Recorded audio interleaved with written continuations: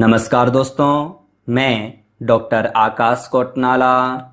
इस लेक्चर में हम योग वासिष्ठ में योग का स्वरूप अर्थात योग वासिष्ठ के अनुसार योग की परिभाषा यहाँ पर जानने वाले हैं।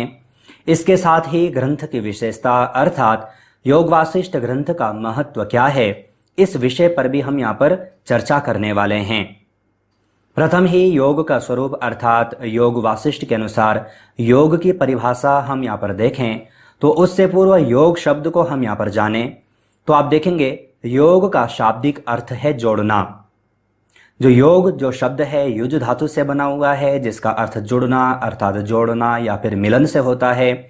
और जो ये योग शब्द है इसकी परिभाषा अलग अलग ग्रंथों के अनुसार अलग अलग हमें प्राप्त होती है। गीता के अनुसार हम देखते हैं तो वहाँ पर समत्वम योग उच्यते या फिर योगः कर्मसु कौशलम के रूप में हमें योग का अर्थ प्राप्त होता है, अर्थात कर्म में कुशलता या फिर समता ही योग है। इस प्रकार से गीता में दर्शाया गया।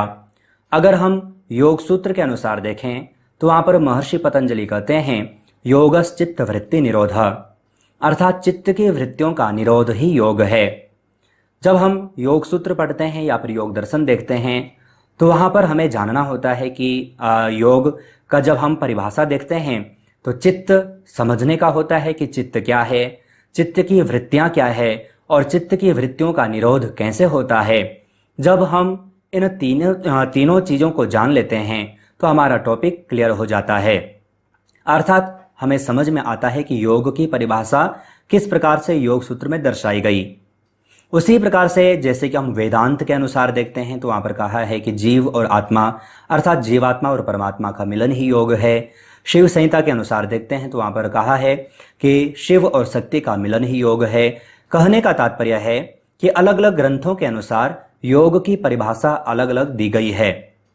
हम यहाँ पर योग वासिष्ठ के अनुसार देखें तो जब हम इस ग्रंथ का जब निर्वाण प्रकरण पढ़ते हैं तो निर्वाण प्रकरण के पूर्वार्ध में हमें योग की परिभाषा पढ़ने को मिलती है।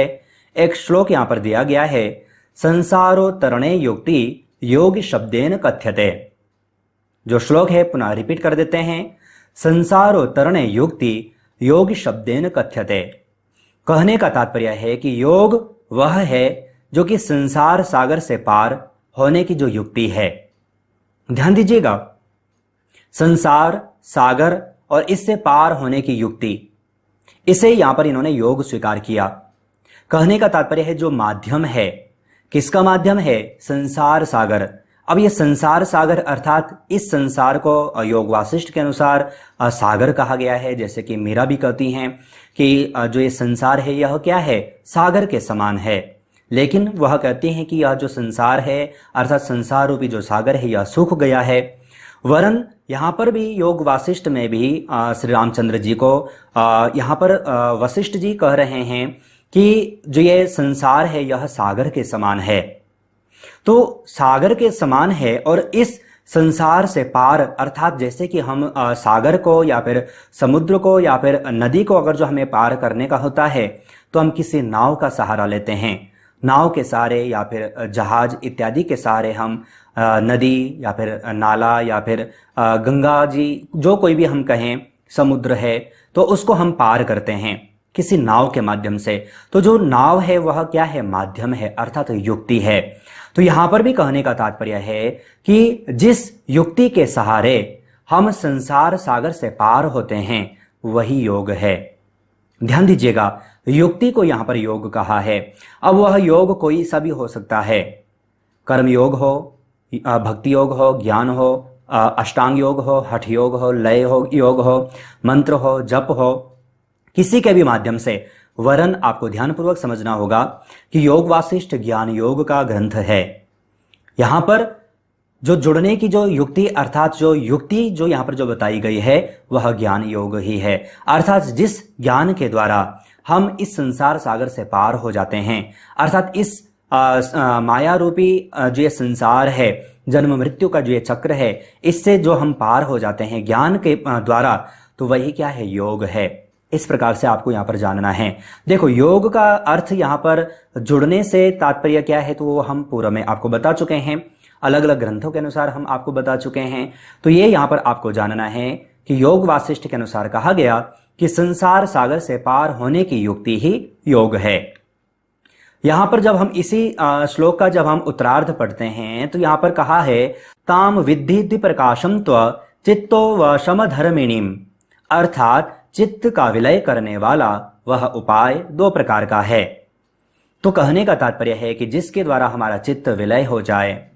अब यहां पर चित्त विलय के उपाय के रूप में यहां पर दो चीजें यहां पर बताई गई हैं। तो वह दो चीजें यहां पर कहा, एक बताया है आत्मज्ञान और दूसरा बताया प्राण निरोध। अब यहां पर एक डायग्राम आपको यहां पर दिया गया है जो कि आपको जान लेना है। चित्त विलय अर्थात चित्त का लय कैसे होता है, इस हेतु यहां पर दो उपाय बताए गए, एक है आत्मज्ञान, एक है प्राण निरोध।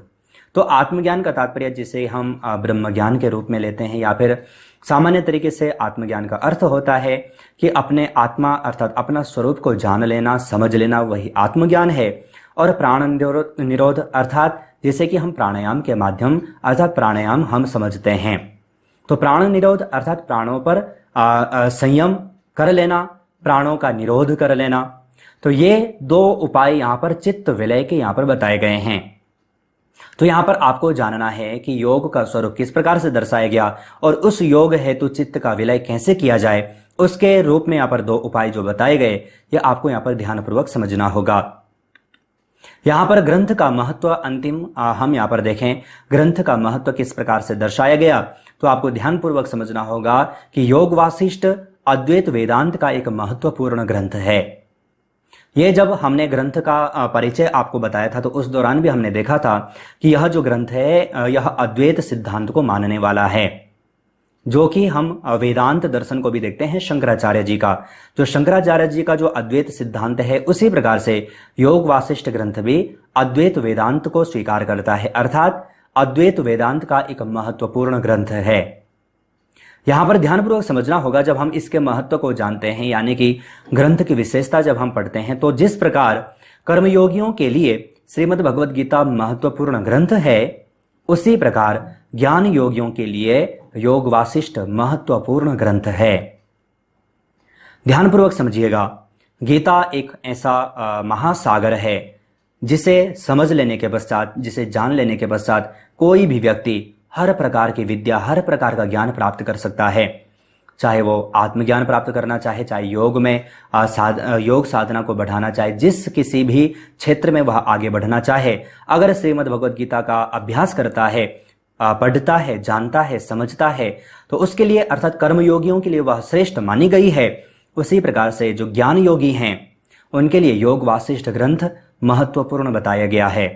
और ध्यानपूर्वक समझिएगा, योग वासिष्ठ के समान एक और अन्य ग्रंथ है जिसे कि अष्टावक्र गीता भी कहते हैं। यह भी इसी श्रेणी का एक ग्रंथ माना गया है। तो ये हमें यहाँ पर योग वासिष्ठ का महत्व भी यहाँ पर जानना है। योग वासिष्ठ के बारे में हम पूर्व में चर्चा कर चुके हैं, फिर भी यहाँ पर आप देखिएगा विभिन्न प्रमाणों के आधार पर विद्वानों ने श्लोकों की संख्या यहाँ पर भिन्न भिन्न बताई है। कहीं पर श्लोकों की संख्या 26,770 है और कहीं पर हमें 32,000 श्लोकों को पढ़ने को अर्थात श्लोकों के बारे में पढ़ने को मिलता है। तो इस प्रकार से हमें यहाँ पर योग वासिष्ठ के बारे में यहाँ पर जानना है, इसकी विशेषता यहाँ पर जाननी है, और यहाँ पर योग का स्वरूप अर्थात योग की परिभाषा किस प्रकार से दर्शाया गया है ये आपको यहाँ पर जानना है। आशा है आप अच्छे ढंग से समझ चुके होंगे। आपको बता दें, आपने योग वासिष्ठ का ये कोर्स परचेस किया है। अगर आप एप्लीकेशन से डायरेक्ट आपने परचेस किया है तो आपको बता दें संपूर्ण योग वासिष्ठ आपको यहाँ पर दिया गया है। आप अन्य लेक्चर्स भी देखें, आपका योग वासिष्ठ ग्रंथ संपूर्ण अच्छे ढंग से तैयार हो जाएगा। चाहे आप योग से यूजीसी नेट की तैयारी कर रहे हों, चाहे आप योग से पीजी डिप्लोमा, एमए या फिर नेट जेआरबी की तैयारी कर रहे हों, सभी के लिए आपके लिए इंपॉर्टेंट है। तो इस लेक्चर में इतना ही। अन्य लेक्चर के साथ आप सभी से फिर से मुलाकात होगी, लेकिन तब तक आप अपना और अपनी फैमिली का बहुत ख्याल रखिएगा। बाय।